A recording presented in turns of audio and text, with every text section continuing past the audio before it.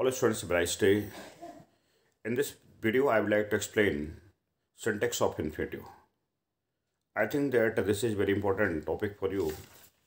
And if you have book, excellent book, please try to open your page on page number 119. 119 page पर आप exercise देखें 11.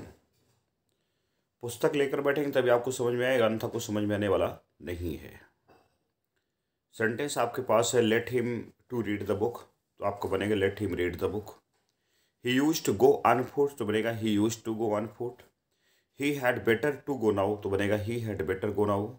ही need not to join the office, तो बनेगा he need not join the office. To minus हो गया यहाँ से. इसके बाद बनेगा ही was determined go there, he was determined to go there. You had better to ask permission, you had better ask permission. You did nothing but to waste time, you did nothing but waste time होगा. He made us to laugh, तो he made us laugh होगा. इसके बाद हम जाएंगे she is too ill for doing any work, तो जहाँ पर she is too ill एक नेगेटिव अर्थ है, इतनी बीमार है, कोई आगे कोई काम नहीं कर सकती, इसलिए she is too ill to do any work होगा.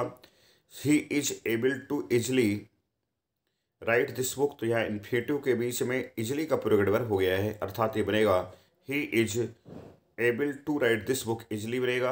he was asked to explain his conduct, he was asked to explain his conduct होगा. please first try to clearly understand the case, यहाँ पर भी to और understand के बीच में clearly का प्रयोग हुआ जो कि बिल्कुल गलत है. तो please first try to understand the case होगा. I do not know how swim, I do not know how to swim, ये बनेगा आपका. इसके बाद be would rather die than to tell a lie, तो बनेगा be would rather die than tell a lie होगा. I heard him to से सो, I heard him say so होगा. He dared not to come here, he dare not to come here होगा. Let's to go there, he dared not come here होगा. Dared का कोई मतलब नहीं है, to नहीं उसके बाद बिल्कुल नहीं लगेगा.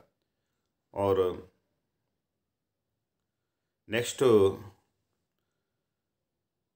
ही लेटस टू गो दियर, तो लेटस गो दियर होगा. He did everything except inform me, यहाँ पर टू नहीं लगेगा. You need not to worry, तो यू नीड नॉट वरी होगा.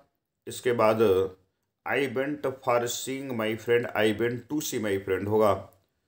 ही डेयर, तो he dares not cross the flooded river, तो डेयर्स बिल्कुल नहीं होगा. He dare not to cross the flooded river होगा.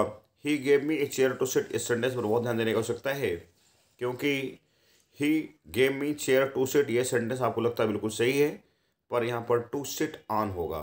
बाद में एक प्रीपोजिशन आना प्लेस से को प्लस करना पड़ेगा. He gave me a chair to sit on. The fish is not fit to eating नहीं होगा, the fish is not fit to eat होगा. I have tried to explain all the sentences of extant book exercise number 11. I think if you liked my video, please like and share. That's all for this period.